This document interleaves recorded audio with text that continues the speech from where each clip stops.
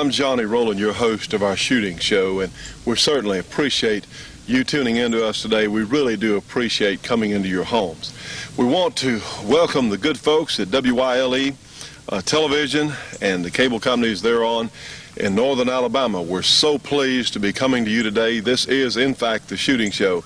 If you haven't seen our program before, what we're about is we want to show the positive aspects of owning and operating firearms. We have a lot of fun on the program. We have some humor. In fact, today we have a Grand Ole Opry star that has stopped by today that's going to be on the show. We really appreciate that. We certainly have a lot of fun. You know, the principles of shooting guns are like operating any other machine. These are power tools. That's what they are. And whether it's a revolver or semi-automatic or a rifle or a shotgun or something black powder, we like to cover as many things as we possibly can. In January, believe it or not, friends, we will start our 7th year on the air with the shooting show, and we're so excited to be here. You know, I personally want to thank everyone who has supported our program, who's contributed, because this has allowed me as an individual to go on with my job, to go on with our education, with the things that we feel are so important in preserving our way of life as Americans. You know, sometimes we can compare the shooting show to a full meal at the dinner table. We'll have all kinds of things. We'll have some tasty things. We'll have some steak. We'll have some all sorts of good things that you'll enjoy. We'll also have some vegetables, and I'll certainly class our political information, because that's really what we do as far as politics goes. We give information that you unfortunately cannot get anywhere else on television. It's very important, and it's like eating your vegetables. You know, if you don't, as a child, someone who's uneducated is what food is, if you don't eat your vegetables, you'll be stunted in your growth. And a lot of times you'll start off and it may not be that tasty, it may be a little dull, but we learn as we mature how important those vegetables are to our entire well-being. And you know what? Most of us get to where we enjoy eating those vegetables. And this is something, you have a lot of other things there on the meal that some will be tastier than others, but certainly as we mature and we understand what it's about, then those vegetables become a whole lot better, and then you understand just what this is about, what our involvement as citizens. You know what, friends? I like to certainly believe I'm a trustworthy American citizen. But you know what else? I'm not the only one. I believe you are too. I believe you're trustworthy. I want to have my firearms, and I want to use them responsibly, and if I use them irresponsibly, just like anybody else, I'll have to pay a price for it. So I'm not going to do it. I'm not going to use my guns irresponsibly. And you know, I'm willing to extend that same courtesy to you as a viewer, you as a citizen. And why shouldn't you, if I can have mine, why shouldn't you be able to have yours? It was so important that our founding fathers put this in our sacred Constitution. And yes, I say sacred because our Constitution has given us the best standard of living, the best way of life of any country in the history of the world. So friends, let me tell you what, that's why we think it's so important. That's why we do the things we do to help you understand what's going on. It is so important. And getting back to that meal, some of you may be duck hunters. Some of you may be and not care about handguns. Some of you may be IPSC shooters, not care about shotguns. But let me tell you, if you just ate the dessert, if you went to just the core thing that you personally were interested in, if you ate just the dessert on the meal, you're not going to be nearly as healthy as you would be if you had the entire course or the entire combination of what's on your plate. And really, that's what we have to do here on our shooting show. We have to educate people that don't know much about guns, people who are casual. You know, friends, now it's with the urbanization of America, it's become harder to find places to shoot. And if you have something in your home and you don't ever use it, you may not be quite as distressed when someone says, well, hey, well, look, these are dangerous. We need to take that away. If you don't understand what it's about and you don't ever get the opportunity to use whatever it is, you may say, well, okay, if you don't understand what it's about. And that's what my job, and it's our job as shooters, to educate other people on just what this is about. You know, living here in the South, I'm 47 years old, and I remember very well when we had forced integration here in the South. And I remember water fountains that said colored only, and you had restrooms that said colored only. Well, friends, a lot of things went on that were not right. And thankfully, we've overcome a lot of things. We've also had a lot of problems develop because of government's role. But to make this huge change in society, let's think about this. To make this, and it was, especially here in the South, it was a gigantic change in our society. So how was that approached? Okay, the government people started the military. Okay, and they began to be colorblind in the military, and it worked out okay. We had all sorts of things that the military did. They said, well, okay, and this was the first time for black people. Okay, then where did they go to? They went next to education. Started with the children, went to education, and a little bit here, and then it was toward the gradual integration of our entire society. And certainly this would also apply to other ethnic groups that were brought in a little bit at a time. All right, friends, the aim in doing away with forced segregation, a lot of things went on where black people were discriminated against. So that's true. I mean, I saw it. I lived here.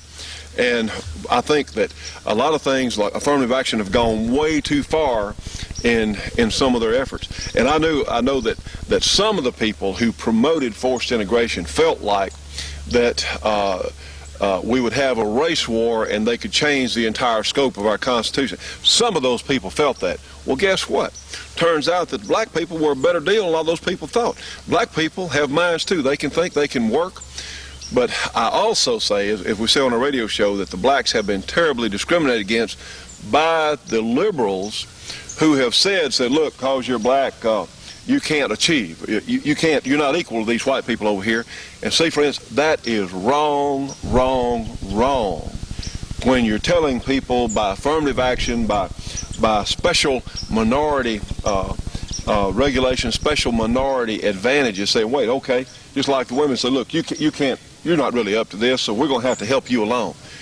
Terrible thing to do to a group of people, friends, because, you know, the Lord has given us a brain, every last one of us, regardless of what color we are, and regardless of what situation we're born in this country, we have an opportunity to achieve and excel, to be our very best right here in the United States. And that's why, regardless, everyone at some point in their lives is discriminated against, whether it's in the playground or in a job. Regardless, I don't care what color you are, I don't care who you are, you're going to face some discrimination. And somebody's going to make some a remark about you. I don't care who you are, I don't care what color you are. There's going to be, remember that old thing, sticks and stones can break my bones, but words can never hurt me. Words can only hurt us if we let them. And where we're losing the battle on words is in the organized media. That's why our shooting show family of programming is on the air. We want to remind you to listen to our radio show on the American Freedom Network. That's on GE 107, I believe 103 degrees west on the Great American Freedom Network. We're on from 12 until 2 o'clock on Sundays. And we'd certainly invite you to listen and call in, whichever. Remember our gospel show from 10 to 10:30 Eastern Time on Telstar 401 Channel 18 on Sunday morning. We certainly be pleased for you to join us. Well, friends, we do have a great show for you. We've got some great features on this week's program. And I'll tell you what, it's going to be up to us to educate our younger people, to educate the people who don't know much about guns. That's why we're here. We want to thank everyone who is with us. And please, friends, please, if you can, contribute whatever you can to our efforts, because we're working toward having a conservative or a gun-friendly network. And yes, we are getting some cooperation. People are being wonderful. And remember, I keep saying, if somebody out there could write us a big check for $5,000, $10,000, $20,000, certainly we get in a position we're going to pay it back. We really want you to consider it. You can certainly reach me here, Johnny Rowland, 327 Urban Rowland Road in Dubberly, Louisiana. That zip code 71024. You can call me at area 318-377-5189. You can call Bobby, area 903-693-5189.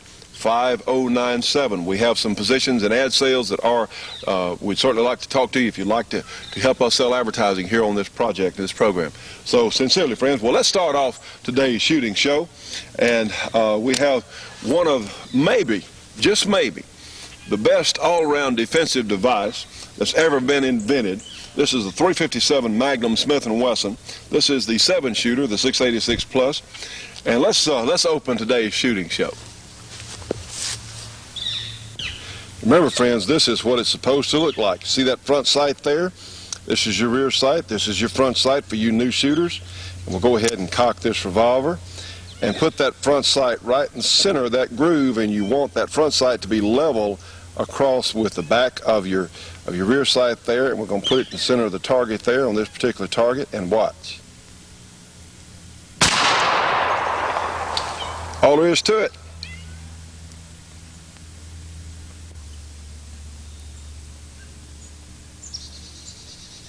Well, we're going to do a brief feature here. We have some other things we are going to do on the program today, but as I've said before, I think that the double-action revolver is vastly overlooked, certainly with what television and movies have done to popularize. And, you know, the police are just like everybody else. They watch TV and they see those guns that shoot 100 times without reloading, or 200, whatever.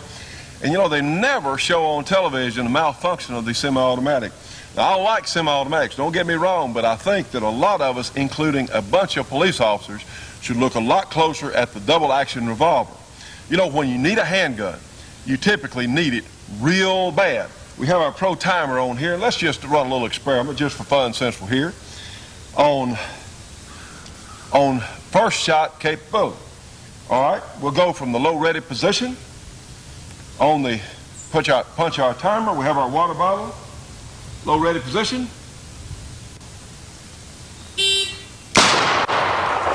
Okay, to come out of the low ready position took me 86/100ths of a second. All right, let's change and go with the semi-automatic. Remember that 86/100ths of a second, rough time. We're going to start with finger off trigger, safety on, 86/100ths for the double action revolver. Watch our timer. 89/100ths of a second, essentially no real change. Let's do something different. Let's show the situation that sometimes happens. Let's go to a malfunction. Let's say we hit that bad primer. Same drill. Less than a second for most people. Average time this morning for me. Let's see what happens when we hit a bad primer, which is one of the more likely malfunctions that any gun's going to have. Even with factory ammunition, friends, I tell you what, they do happen. It does happen from time to time. Remember, if it can go wrong, sometimes it will. Problem is, with a handgun, you need it real bad right then.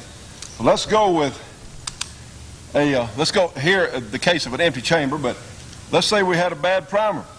Okay? Same drill.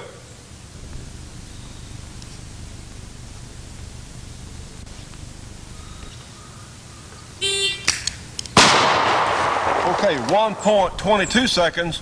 Bad primer, all I had to do was pull the trigger again.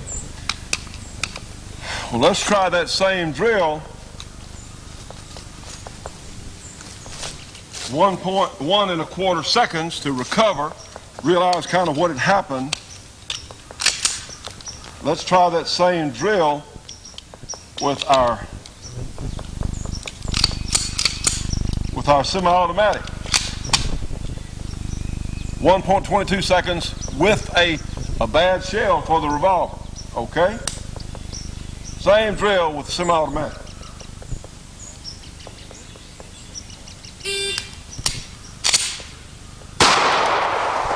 Okay, how about 2.63 seconds? And that was just with a bad shell, not on some other malfunction. So, friends, I tell you what 2.63 seconds is a whole bunch longer. So honestly, I think that it behooves us as citizens and police officers to take a long, hard look at possibly the best defensive single instrument that's ever been designed. That's the double-action revolver, this .357 Magnum from Smith & Wesson.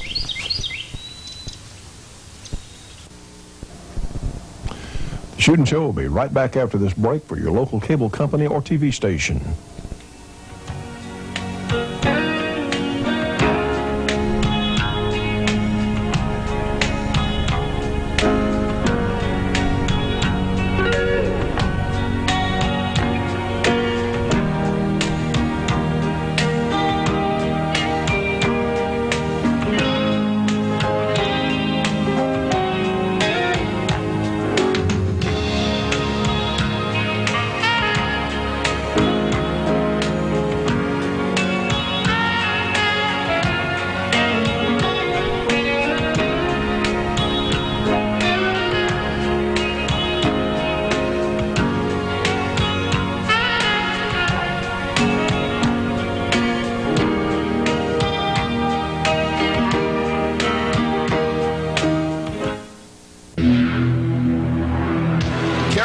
Recording Studios.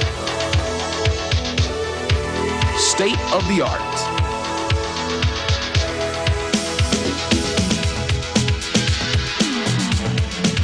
Euphonics.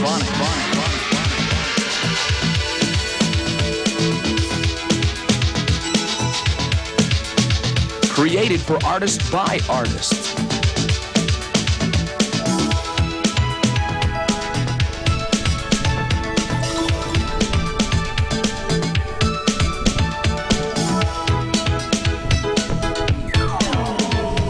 Caravel Recording Studios.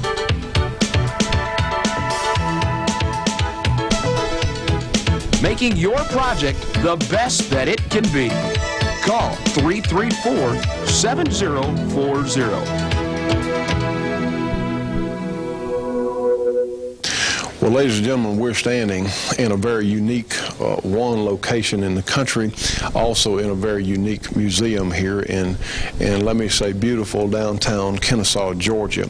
And I'm joined today by Mayor Haney and also by Chief Wilson, and we've really been having, a history lesson in a number of things about this community, and I think you'll want to put this on your list of trips to take or things to do, because Kennesaw, Georgia is really a pretty location. It is in outside Atlanta, about 30 miles or so outside Atlanta, Georgia. And we'll talk about what the museum's for in just a moment, but we were talking earlier with Mayor Haney about Kennesaw has an ordinance that we think is a terrific idea. And sir, what is gun ownership? What is your ordinance regarding gun ownership here in this community? Well, basically the ordinance says that every head of household must maintain a firearm and the ammunition for it. It goes on to mention there's several caveats. If you physically are infirm, you don't have to own a gun. If you just consciously object to firearms, you don't have to have one. And so there's caveats where you can opt out of the control of the ordinance. And it's one that's been on law on our books since 1982. Now, 1982, remember that Kennesaw got a lot of publicity from the, shall we say, more well-known news organizations and sources, and I think there was a lot of misinformation put out about this, but let's do one thing. Now, you enacted this ordinance in 1982. Now, Chief, what actually happened? Now, you didn't have a lot of crime here then, I suppose, before. No, we didn't have a lot of crime, but we did have more of a serious crime than we do have now. Yes. Well, after the enactment of the household ordinance, or that a household should own and maintain a firearm, what happened to your crime here? The following year, in 1983, we did a survey on all of our crime statistics. We had a 62% decrease in all burglaries. We had a 79% decrease in all major crimes inside the city. Now, friends, 79% is a lot. I mean, and by the way, and of course, let me ask you, since 1982, how many murders have occurred here in Kennesaw? We've had 2, and both of those were done with a knife. Well, now some folks around the country, some of the people that honestly are anti-gun might say, well, what about domestic violence, or what about children getting guns? So how have you answered that, Mayor? Well, we have not had one single incident of an accidental shooting by a child with a firearm since 1982. I can't remember the actual statistics on domestic violence, but I know there has not been any murders or shootings at all, have there? No, sir, not at all. So those three myths are absolutely destroyed, with the statistics. Well, one of the things that our program is about, of course, is teaching people the proper and responsible use of firearms. And there's an element today in our country that seems to think that we as citizens are not responsible enough to own firearms. But I believe we were talking earlier, you've actually had citizens come to your officer's aid. Am I correct, sir? Yes, we have. We've had several officers that, in regards to making arrests, that had some problems with their arrestee, and we've had citizens to stop and help them place them in the backseat of police cars and bring them to jail. Well, this is a case of a good relationship between the local police and with the citizenry. And it sounds to me like that you folks in city government actually trust your population. Would I be correct in saying that? Yes, we do. Yeah, I think that's really, we have a responsible constituency here, very well educated, upper level income. I think it's a good group of people. It's middle America at its best, I think. Well, that's a good point, because I know that some of the news sources, because I was watching that too along with the rest of the country, wanted to portray Kennesaw, Georgia as a southern poverty redneck center, and that's just not the case at all. That's just flatly not true. That's true. That's not. We have a good cross section of people here, and it's more upper level. I won't say upper level, but upper middle income. Well, since we're talking about that, you folks are doing some great things here in Kennesaw. I think some of our folks would be interested in. You have a new industrial park. You have a lot of things going on. You want to tell just some of the brief things that you are doing here? Well, we actually have 3 active industrial parks right now that is helping to defray keeping our tax base real low. Those kind of things you have to have. We're also leading the area in growth. One of the fastest growing communities in the state of Georgia. We grew 14% last year with new people. Phenomenal rate. It's a phenomenal rate, and when you consider in 1950 we had 570 folks here in the city of Kennesaw, and now we got close to 16,000, and that growth rate has been in the double figures just about all the time. Well, now, in your surrounding area, you're looking at 50, 60,000 population in the immediate area. Right. Now, our total county population is about 540,000, and we're in just the northern part of the county, and we have the area from 1980 to now has grown 464%. That's the overall area. Well, friends, one thing we really do want to make a point of, this is not an armed camp. This is not Dodge City. This is a very nice town that happens to be in the South. It certainly could be anywhere in America, where certainly with, like you said, a cross-section of America. But as we were talking earlier, it's a matter of attitude about personal responsibility. And, when a burglar or someone has an intent to commit a crime, they'd rather go where they thought people weren't armed, wouldn't they, Chief? Yes, we've had numerous occasions when the law first came into effect, first couple of 3 years. We had phone calls and letters from actual inmates that were serving time for various crimes and said that they would go anywhere else besides the city of Kennesaw to commit a crime. So that made us feel good. And we've had numerous people who have been convicted of crimes that have come by and talked to the officers, myself personally, that they couldn't understand why people would want to burglarize any place in Kennesaw because they didn't know whether they'd get shot or not. But as the mayor said, this is a good community, good Christian people. It's always been my pleasure to live here. I've lived here just about all my life. I don't think there's any other place I'd rather live. Now, gentlemen, let's also tell people that you don't make house searches to see if they have guns. This is actually a rather minor thing on the list of things. A lot of people here already had guns, and this is not something that is just a main focal point of everyday life here. Am I correct? Oh, that's true. When the law was passed in 1982, there wasn't a mad rush to go out and buy guns because people just didn't need to. They were already. The second Amendment of the Constitution guarantees the right to bear arms, and this community around here, I must say, is a law-abiding community. So they had the right, and they went out and had their own firearms at the time the ordinance was passed. Well, this is, we certainly want to make that point that it's just a bunch of normal people here, friends, that respect the right. And I think this is a sterling example for some other communities where some of the political folks maybe don't think as much of their constituency as these folks here do.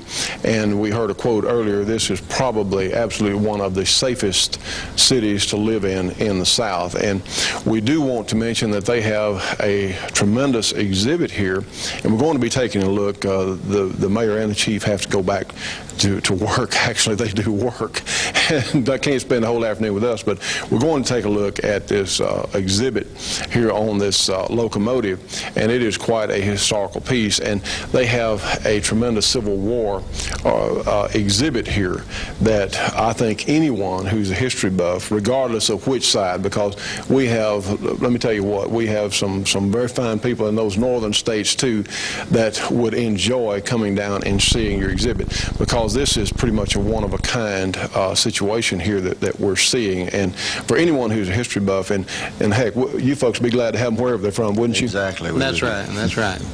Well, Mayor Haney and Chief Wilson, we appreciate so much you taking time for us today, and I know a lot of our viewers are really going to enjoy this piece and listening to what you had to say. You know, friends, when we have political people that have common sense, well, how about a commodity we might ought to get in some other places in the country? How about that? My name is John Haney, and I'm the mayor of Kennesaw, Georgia, and it's my pleasure to have you visit with us now. Behind me, you'll see the famous Civil War locomotive called the General. The General was involved in probably one of the most intriguing spy stories in history, in that it was the focal point of a theft done by the federal troops dressed as spies in 1862. And in April the 11th, 1862, a group of civilian-dressed soldiers met at what is called the Kennesaw House in Marietta, Georgia, which is 7 miles below us down the tracks. They boarded the train, the General, that was going north the next morning on April the 12th, and came to Kennesaw, Georgia, which was known at that time as Big Shanty. And Big Shanty had a breakfast stop for the crew, and as the crew got off to eat breakfast in the Lacey Hotel, the spies, the Yankee troops, led by Andrews, later known as Andrews Raiders, commandeered the train and proceeded north on the tracks with intent of burning all the bridges and tearing up the tracks to cut the supply lines that was coming out of Chattanooga to supply the troops that were here in the Atlanta area. And it would have been a major point, you know, if they could have done that. They would probably shorten the war a good bit. But as it happened, you know, the engineering crew did chase the train on foot for a couple of miles down the tracks, and then got a little hand car and went further up the tracks to and then got a lumber locomotive that's on a siding, and then followed that to another point up the tracks where they got another train called the Texas, which was very similar to the General. Now, the Texas was going in reverse, and they did not take the time to turn it around and proceed to chase it all the way to the Chattanooga area, where the General did run out of fuel, and they abandoned it. There were several of the soldiers caught at that time, and in the background you may hear a train, and this is emblematic of this area because it does. We have 62 movements of train that go by here every day, so it's a very busy track. But the General is beautifully restored. and has been on display here since 1972. It is a very neat, very puritanical type of museum. We do stay strictly to Civil War history, and it would make a wonderful stop. Anybody would like to come by, and I think everybody would really enjoy it. The Shootin' Show will be right back after this break for your local cable company or TV station.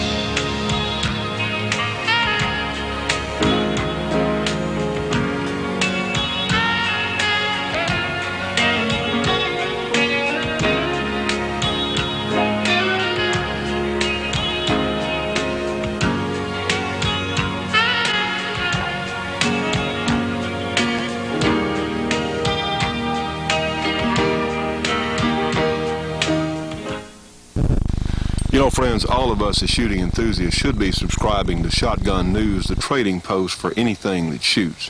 Literally thousands and thousands of firearms bargains, 3 big issues monthly, a tremendous value. You can call them 1-800-345-6923. Again, 1-800-345-6923. Shotgun News, the absolute best there is in a listing of firearms bargains. You know, Mayor, looking around at this fabulous piece of history here, a lot of folks had the idea that the South during the conflict between the states was just a rural and farming community, but that's not entirely true, is it? No, it's not. In fact, we have in a neighboring town in our county, we had a place called Glover Machine Works, and they were the last steam locomotive manufacturer in the United States, and manufactured steam locomotives for industrial use and other things up until the mid-20s and 30s. And then they converted over to a foundry. But what is unique about this, the Smithsonian Institute came down and looked at their collection of the actual things they were using and said it was the most important architectural find in the history of the industrial South because of its completeness. Now, they were a very advanced company. They offered group health insurance to their people in the early 1900s, and which was just unheard of anywhere in the country. So there's a very important industrial base right there in Marietta, just below us. And what is important is they have moved their operation from Marietta to Cordele, and all the artifacts that they had, in which they never threw anything away. They had wooden patterns for every piece of all the patterns for every piece of machinery that went on these trains, and they're all complete, and they're just wonderful detailed.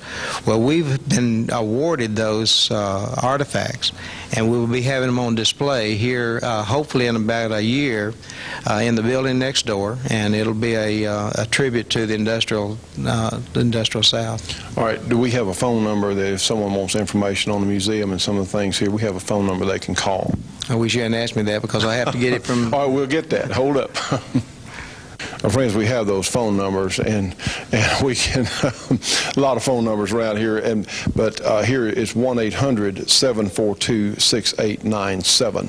Again, 1-800. Get your pencils out. Free call, 1-800-742-6897. You can find out about the tourist attractions around here, and we'll give the other number too. It's area 770-427-2117. Again, 770-427-2117 for information.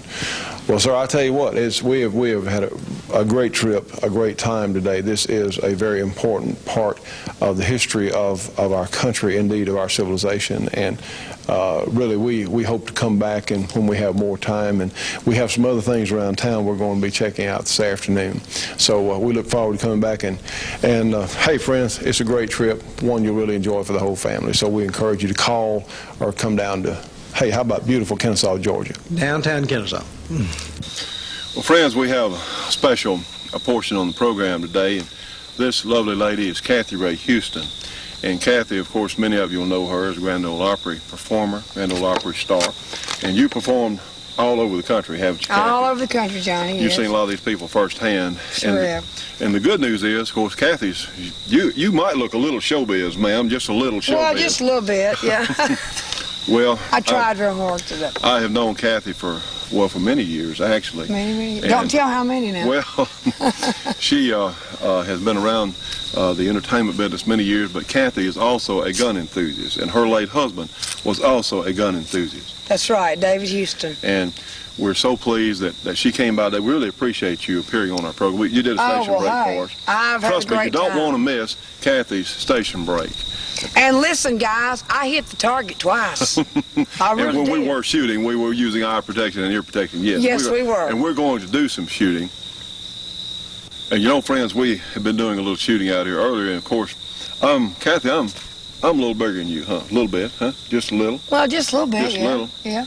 But you know, if Kathy, of course we have a .357 Magnum. If Kathy here, if I was on the street and a bad person was the same size I am, they ran into you, Kathy, Yeah. and they want to be mean and maybe steal your purse or maybe try and kidnap you or something, see, somebody my size would have an advantage over you, probably, wouldn't they? Not unless just- I had that 357. Well, I just go along with the plan here. Go along with the show. Okay, all right. So if you didn't have a gun and you met somebody a lot bigger than yourself, like me or someone, but who was mean. That's right. The other They'd person. get me. It'd be tough, wouldn't it? It'd be tough. All right, Yeah. friends. Well, guess what? Even if I have a gun, if I reach over and hand Kathy this gun, here, go ahead and take it by the handle. See, suddenly, we're the same size as far as being able to protect ourselves. That's right. That's right. So regardless of whatever your physical stature is, even if the other person's armed, don't matter, we're the same size now. That's right. And this is really important. And you ladies, you know, we have a lot of women who watch our program. That's right. And we want these women to understand that, ladies, you can protect yourself.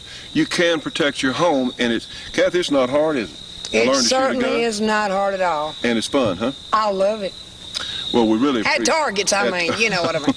Well, that's a good point. Yeah, we only want to shoot at targets until. But Johnny, But- where is your gun? I think I'm a little bigger than you. Where's yours? Well, mine's right here. Oh, okay, never mind. I got mine too. Okay. Okay. But the point is, the firearm is, you know, Sam Colt made us equal. That's the old line from back in the 1800s. And the firearm is the absolute best way of pure equality, because someone cannot brutalize, someone cannot hurt someone else if they're armed.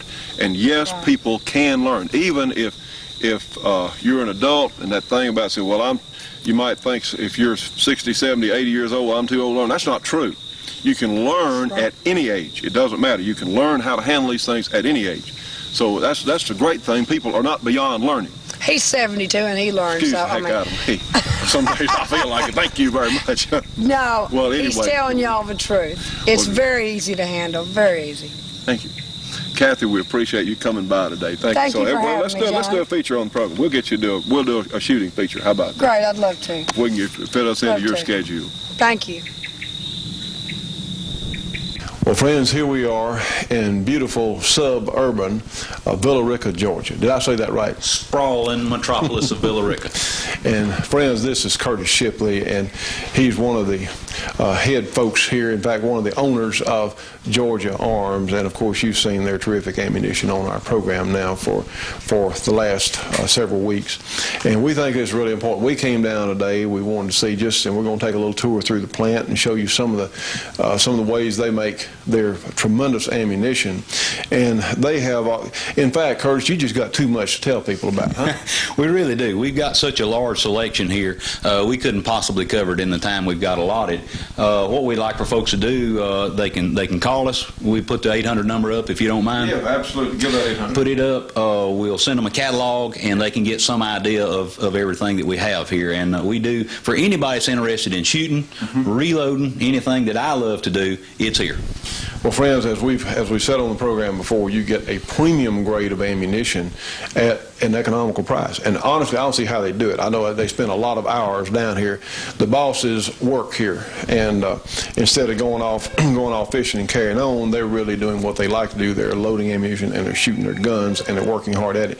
Really, let's we'll give that 800. In fact, let's do that right now, Curtis. Let's give them that 800 number. Sir, you got it handy? Yeah, I do. Well, of course, and we'll put it on screen. But it's 1-800-624-6861. 1-800-624-6861. And friends, look, that's a free call, and the catalog is free. And there's one, it's interesting reading, just see what all they do have. But they have some things that I think you're really going to find interesting. And one of the things we've gotten out for our tour in the plant is certainly safety glasses. And we're talking about safety, and we're always concerned about children. And Curtis had a great idea about certainly a concept I have not run across before. But what about toy guns, Curtis? How do you feel about that? Well, that's real interesting that you brought that up. That's one of the key tools that I think people should use when training their kids. Only thing is, you see them used the wrong way a lot of times. Most parents buy their kids toy guns, and you'll see the children then, they'll be pointing them at one another, bang, bang, with toy guns at each other. And, of course, nothing could be more wrong than that. But if you tweak that just a little bit, if we just change it and tell them, okay, here's a target on the wall over here, or you can use the TV set if you'd like. Point it at that television set or point it at that target and go bang, bang. That's fine. That works great. Teach them when they're little. See, when they're dealing with toy guns, never point this at a human being or anything you don't want to destroy.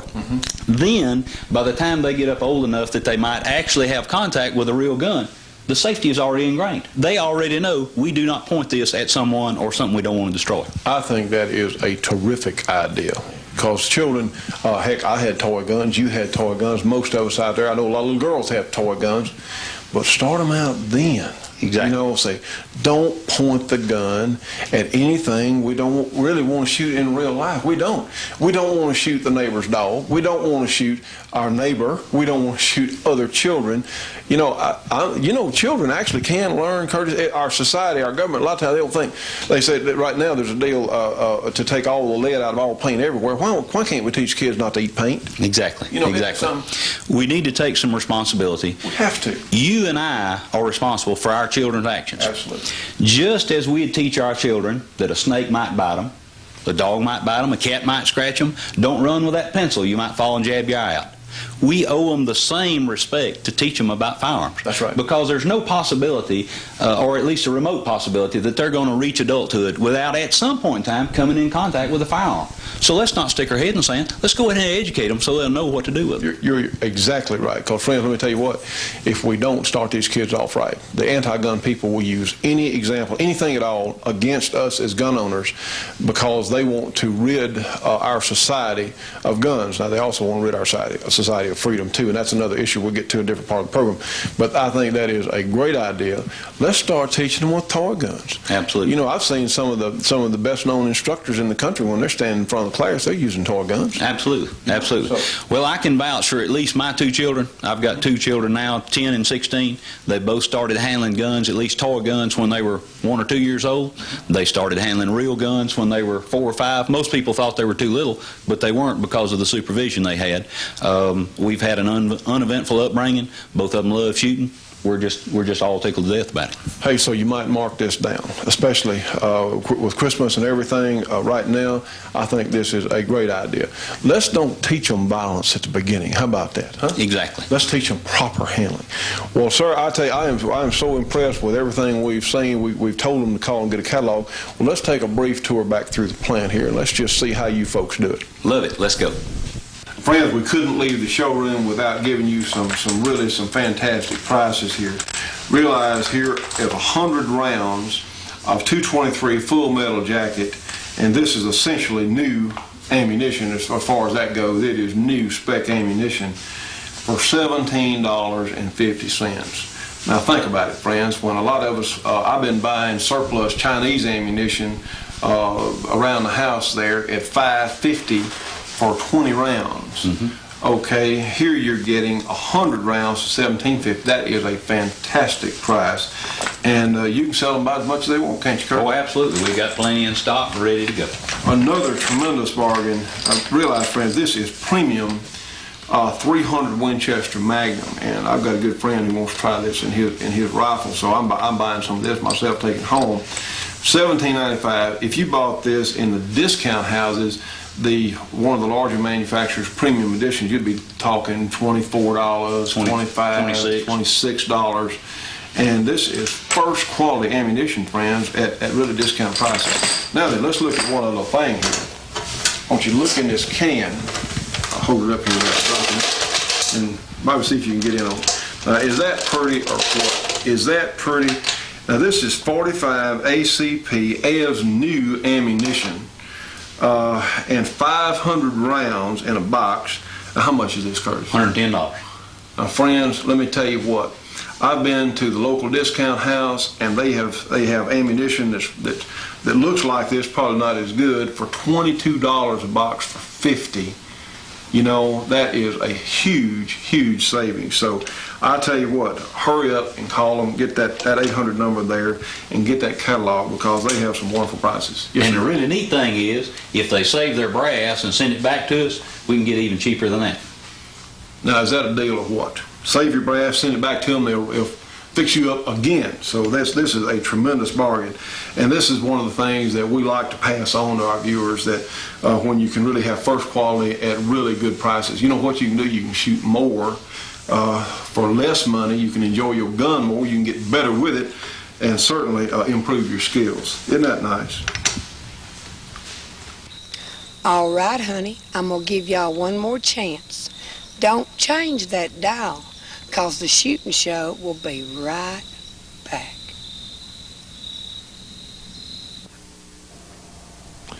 The Shootin' Show will be right back after this break for your local cable company or TV station.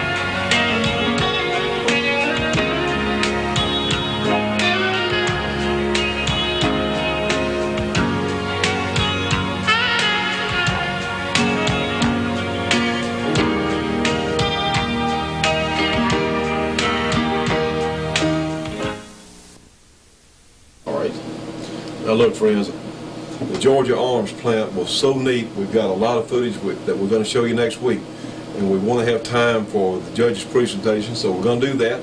So trust me, next week we'll look at the through the Georgia Arms plant. It is absolutely terrific. They're a wonderful company. They're helping to keep us on the air. So please, friends, call them and get that free catalog. Anyway, well, let's go to the judge now and let's see what he has to tell us. Well, friends, here we are over at the judge's home this evening again, and this may be a regular spot for us. It certainly is comfortable. Sir, how you doing today? Well, I'm okay, Johnny. I don't have much to tell our viewers this evening. We have today is the this is the program is designed to be heard or to be viewed on the 15th. By that time, you will know whether our friend Steve Stockman in Texas was reelected or not. His district was carved up, and we don't know whether he's going to be reelected or not. He's got a lot of opposition from the labor union bosses and the anti-gun types. The most recent information that we have is that the Supreme Court has heard the Brady challenge, a challenge that was brought by Sheriff Mack and Sheriff Jay Prince, and the Supreme Court has agreed to review that. In both those cases, the lower courts held the law to be unconstitutional. And of course, by granting writs, the Supreme Court gave some of us the idea that they were likely to reverse the lower courts. Well, it was interesting. Now, remember, I'm getting a biased report on it. This is from the National Rifle Association. But they say that the New York Times says that the court's sympathies for the states' rights arguments were very much evidenced. And the Washington Times went further, saying that the justices seemed to argue the sheriff's case for them. Justice Scalia stated that the Brady Bill makes the states dance like marionettes on the fingers of government. Justice David Souter wasn't buying the administration's defense of the law, stating that local law enforcement officials have to make a real policy choice with the Brady law in effect as to whether to go out and catch criminals or whether to do all the paperwork as necessary. Well, you know, let's recall that a few months ago we did our own survey or our own calculations. Right now it appears there have been about 4 prosecutions on the Brady law. And Sarah Brady is one of the most bold liars in this country now. Well, she's got a friend. She's got a friend. She's got several friends. And as we understand it, there have been 4 prosecutions. Don't know how many convictions, but we figured up it's about 750,000 man-hours per prosecution. Now, wait a minute, friends. That's ridiculous. All these man-hours for what? You know, it is one of the most wasteful pieces of legislation that's ever been done. Well, of course, Clinton claims that 40,000, I think it's 40,000. Oh, they're up to 80 or 100,000 now. Have been denied the right to purchase firearms, and with those figures, it seems odd that only 4 prosecutions have occurred for blatant attempts, if what Clinton says is true, to violate the law. The answer, of course, is that people have been denied it for parking tickets. They've been denied it because of mistaken identity, denied it because of unknown identity, denied it for all sorts of reasons that are not in the law. I had a client here the other day myself that had been denied a firearm, a right to purchase a firearm, by our local sheriff. He called me about it. I called the sheriff's office, and after about a 5-minute discussion, they concluded that they had just made a mistake. Yes. Well, speaking of things that are interesting, we really have an interesting program this week, and we hope you're enjoying our show. One, of course, is not every week that we get a Grand Ole Opry star to come by the farm down there to do a little something for our program, but also our piece with the mayor of Kennesaw, Georgia. The mayor-in-chief were as nice as could be to us. We really appreciate their hospitality. In Kennesaw, Georgia, with the most pro-gun firearms legislation probably of any municipality in the country, is also one of the safest cities in the entire United States. Now, the city of Atlanta, and I think we cover this later on, the city of Atlanta, 30 miles away, which very much discourages gun ownership. The administration in Atlanta is not, to my understanding, pro-gun, and it's one of the most dangerous places to live in the country. Now, isn't there a lesson there somewhere? Well, it appears there's a lesson there, but you got to be able to have a second-grade education to figure out what it is. Now, I hadn't finished with this business of what happened in the Supreme Court. Okay. The counsel for the government that was arguing the case seemed to sense that the court was going against him, and so he resorted to the typical but unsubstantiated administration defense of the law, defining saying that most law enforcement agencies supported it. Well, Chief Justice Rehnquist jumped all over him about that. He said the article says promptly cut him off, reminding him that the constitutionality of the Brady Act or any other law is not determined by how many people like it or dislike it. Now that's the kind of government that we live under. That's the kind of judicial system that we live under. It's the kind of judicial system that it ought to be. The Constitution is a Constitution. It doesn't make any difference if you want to violate it or don't want to violate it. It's a case of does it violate it. I think we'll have fair luck in the Supreme Court, but remember we've got, that may not be a permanent thing because Clinton's got 4 years now to appoint replacement justices for any of them that die or retire or become disabled. Now back to what Johnny was talking about the law, about the Kennesaw gun laws. They've got a little pamphlet that they put out. The Kennesaw Historical Society put out, and they call it the law that's been heard around the world. And it's an examination of it. I was looking at it a few minutes ago because Johnny brought this back first time I've seen it. And it appears that despite the fact that Kennesaw's population has doubled from 1980, it's been a little bit, no, it's just doubled from 1980 to 1993, and yet the number of crimes they've had has remained pretty constant. When the law was first adopted, remember what Kennesaw, Georgia did was that they passed a law providing that every household must have a firearm. And ammunition. And yes, and ammunition. Now there's an exception to it that allows people who have a constitutional or a religious objection to it, or for some mental reason, and I don't mean that term derogatorily, for some mental reason disagree with it. They don't have to. They have an exception. The police chief says that the national media has depicted Kennesaw as a Dodge City type. You know, that gets me, because Dodge City has been depicted on the sensational television shows, cowboy movies and so forth, as being a very violent place. The truth of the matter is that Dodge City was a very peaceful place because people were armed, and people who are armed are treated more politely. That's really true. And friends, let us say this. We want to thank certainly the chief and the mayor in Kennesaw.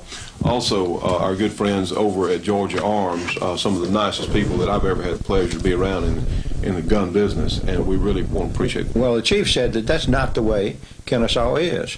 Well, it's not the way Dodge City was either. But and the law was passed in 1981, and in 1981 they had 55 burglaries, residential and business. It dropped in the following year to 19, and has remained pretty constant since that time, about 19 to 20 per year, despite the fact that the population has doubled. So that the rate of crime has diminished tremendously. Well, you know, Judge, what they have now is people come there because it's one of the safest communities in America. They have people actually moving there because of this, and we heartily agree. It's a lovely part of the country. Friends, let us tell you one more time, and of course we'll be harping on this, please, if you can help sponsor our program, we can certainly use your donations. We are still the only place on television today where you can get the information that we give you. Most of you know that. We want to thank everyone who sent contributions, and please do not stop now. You can certainly write to us, Johnny Rowland, 327 Irvin Rowland Road in Dubberly, Louisiana. That's zip code 71024. You can call me, area 318-377-5189, or certainly call Bobby, area 903-693-5097. We want everyone to know how much we appreciate your efforts on our behalf. And friends, thank you for being with us today. We've run out of time for today's show, but we'll look forward to seeing you on the next shooting show.